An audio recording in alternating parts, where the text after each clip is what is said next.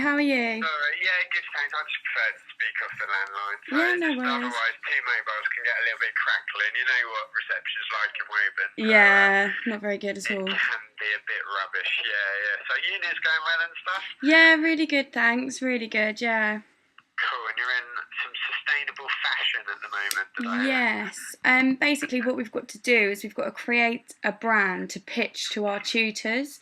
Say And that again. A brand to do what? to pitch to our tutors. Okay. Yeah, yeah, yeah. So it's all theoretical. We don't actually have to worry too much about costing and that kind of thing because it is just a That's nice. pitch. Yeah. But yeah, I just wanted to ask you a couple of questions really because we've got to market the whole thing ourselves and create business cards and like cover all of it basically. But Oh, so you got to design like your business around it and stuff. yeah. Okay. Cool. Yeah, yeah. But we're creating clothing out of purely organic and natural products. But we're just a bit stuck at the minute on how to market it.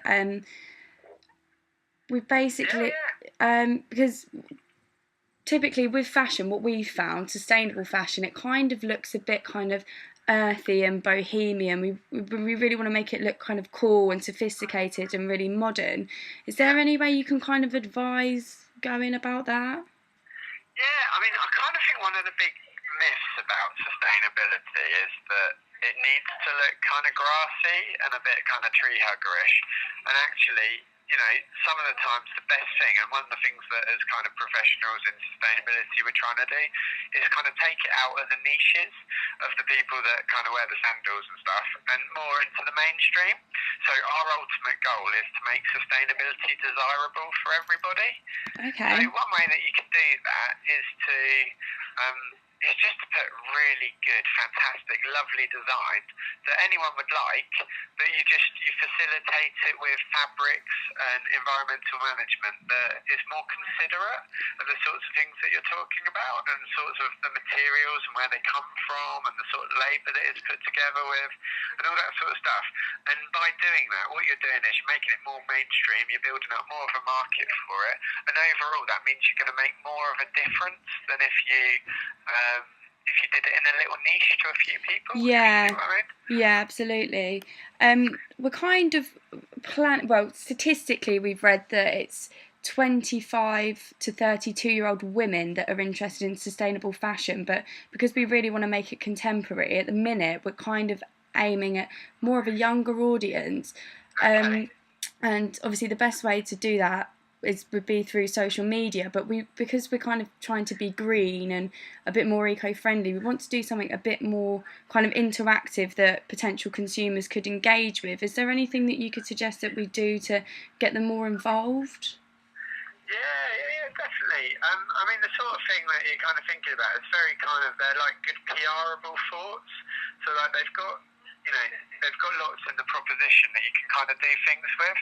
And I mean, without getting really under the skin of exactly what it is you're doing and, you know, those sorts of things, it's hard to sort of say specifically you need to do X, Y, and Z.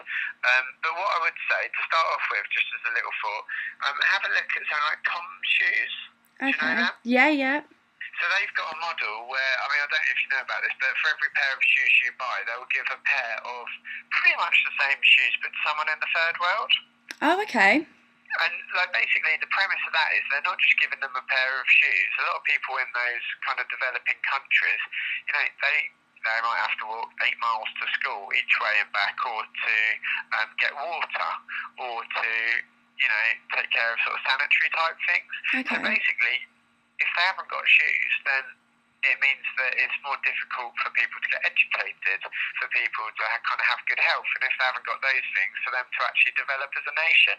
Yeah. So what they're able to do, just through like this tiny little promotion, which is if you buy one from us, then we'll give an equivalent to someone in a developing country that needs one, is they're actually helping that economy to get going. So rather than an environmental benefit, what they're doing in that instance is actually, it's a massive like societal benefit. It's good for people, you know, and it's about everyone kind of helping each other.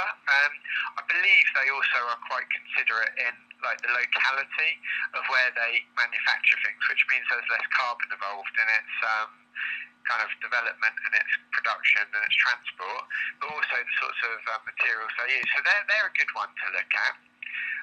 There's also they're one of our competitors, so I hate to sort of mention them, but there's this agency called Futerra, Futerra, and one of their directors came up with this concept called swishing.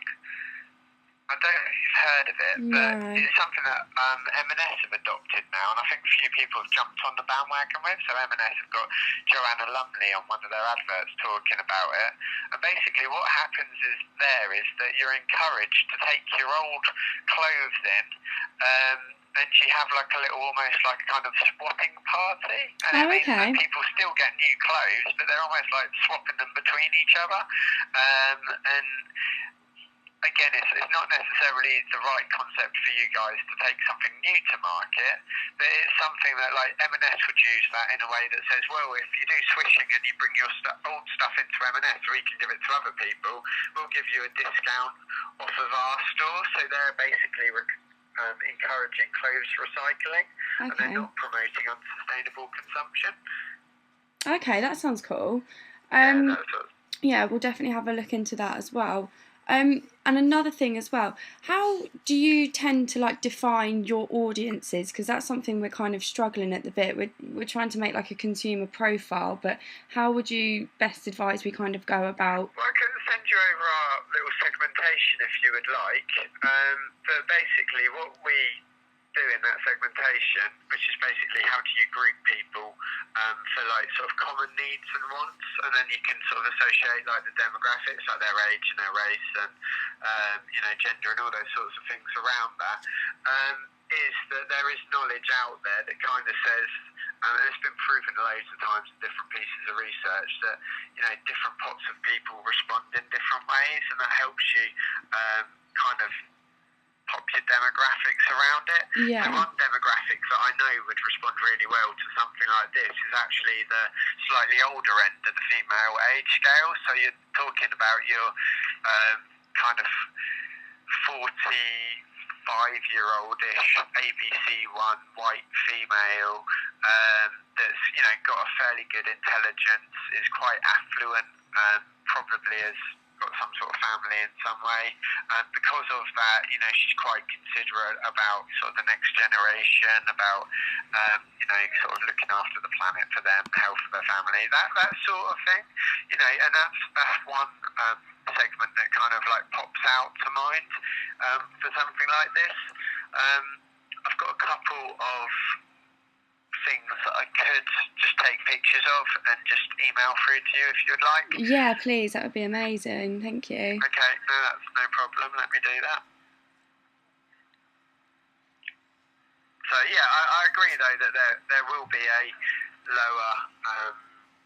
lower age group female audience for something like this that's a bit funky as well. Yeah. I think it's like market sizing on that. So what I would do is basically associate that back to demographic data off the National Office of Statistics. Okay. And then I would be able to say that there's, I don't know, 5 million females in the UK that are, from certain social groups and of certain ages that, would be the most likely target for something like this. Okay, cool. We're actually planning to make a film of just a bit of market research. We're just going to pop into the town centre, ask people where they're buying from, if they're aware of how their clothes are made. Are there any sort of key questions that you think would be a good idea to ask, just to get an idea of whether people know their clothes, essentially? Yeah, I mean, I think the most basic question is, do you even consider it? Yeah. So they almost start out by saying, what do you think about when you buy your clothes? And everyone will go, yeah, that they look nice. Yeah. And they don't cost too much, that sort of thing. And then after that, and you've kind of, then you sort of say, do you ever think about like how they're made or what they're made from? And they'll be like, no. And occasionally someone will sort of say yes, very infrequently. And then you go, what do you think about when that kind of comes across your mind?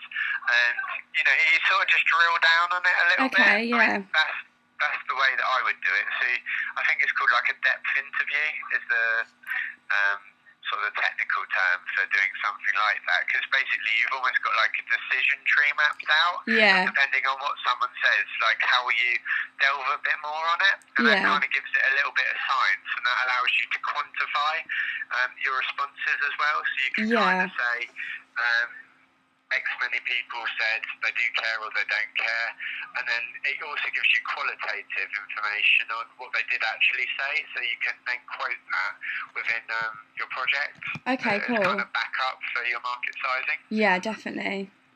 Yeah, so if that helps, and then once you get to the really detailed level with people on that, then you start saying, do you think about on a scale of 1 to 10, how much does it not being made in a sweatshop or with child labour, it impacts upon you, the fact that it comes from the UK or another country, the fact that it's organic cottons or materials versus kind of traditional,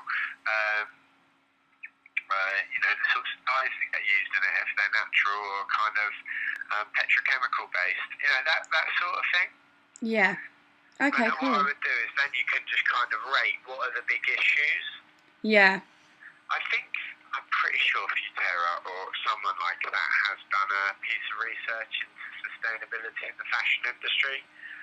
Yeah, I think there's quite a few articles online you can have a look at. Quite a lot of background reading on stuff like that, because I guess those guys would have done quite a lot of delving into sort of surveys and market audience and those sorts of things. One last thing, and then I'll let you go. No, it's fine. Happy to help. When we actually pitch to our tutors, we kind of want to make it a bit more interactive and not just reading from a slide. When you've pitched before, have you done anything sort of green and eco-friendly that sort of gets people involved in the pitch, or just kind of is a bit less boring than just reading off the slide? Yeah, I mean, it doesn't necessarily have to be green and eco-friendly to get people involved. I would say just anything that wows, the sort of thing that me and your dad that sort of do day in, day out, just try and just add a bit of theatre to it. Could you have a little bit of music that kind of kicks off at the start that kind of sums it up, or could you, what exactly are you making? Well, we're making tunics, like women's clothing. Oh, tunic. Okay. But so that like a bit like a poncho or not? Pardon? A tunic. I'm just trying to like. Oh, it's like a long dress. It's like a dress top type thing. Oh, okay, yeah. Sort of like a dress. In the office is just trying to show me with it. So it's kind of like you put a belt halfway around it. Is that right? Yeah, you can do. Yeah. Okay, yeah. Charlotte's got one of those. I know that. Okay, cool. And what's it made out of? What's the story about it? Like, what makes it different?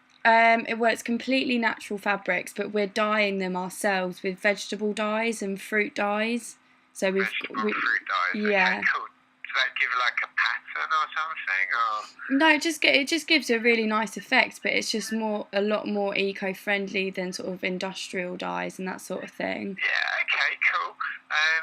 So. I don't know, like, could you do something with, like, the fruit theme?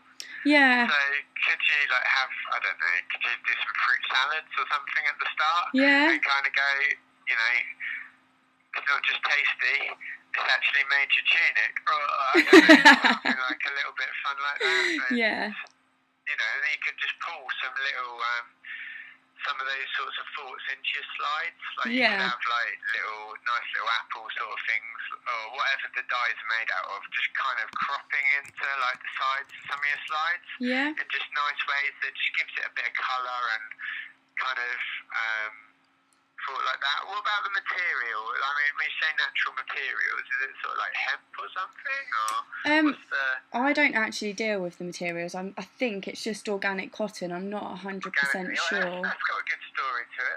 That's pretty cool. Usually when we put a bit of theatre around this stuff, we just try and tie it in with something that's one of its major differentiators, if you see what I mean. So just something that kind of like plays on the fruit or something like that, which would probably be a good thing. Okay.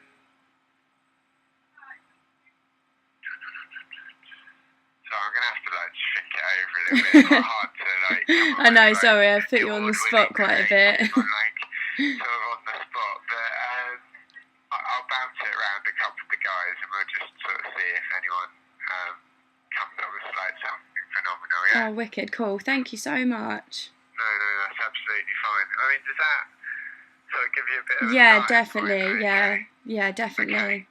Well, just feel free to kind of buzz us any time if it would sort of help. I'm looking through this Futera thing again, and there's a thing called swishing.com, swishing.com, is what they've like started off the back of that thing that I was telling you about. Okay, yeah. So it might be worth like checking about. The other thing just to think about, it's not necessarily fashion based, but really good examples of the sort of thing you're trying to do when you sort of get into the mainstream are like when someone like Coke swaps out their plastic bottle for one that's made out of plant extracts. Okay. So actually, it's not plastic, but it can still be recycled and stuff, but it's like plant starch. Or another example, Innocent. Like movies, they're owned by Coca-Cola, so a big, like, nasty organisation, some would sort of say, but, they've still got all these kind of good values and all these sorts of things. Yeah. And, are producing something local and healthy and fruit-based, and they have a lot of fun with it as well, and I think some of just that natural fruit, fun, youth kind of thing isn't probably a million miles off the sort of position or target audience of the sorts of people that you're going for. So it might be that you can have just a couple of like really impactful sort of mood boards at the start that just really convey, some of the sentiment of that target audience that will just set up things like your film really nicely. Cool. Is that right? Okay, yeah, cool. that's perfect. I'll tell you what then, I will just pop you over like a couple of pictures out of books and our little segmentation to see if that kind of gives you a bit of a starting point, and then just buzz us or ask Chris if you need anything else. Brilliant, thank you. Okie dokie. Cool. Alright, thanks so much for your help. Alright, and you. Well, take care, cheers mate. Bye.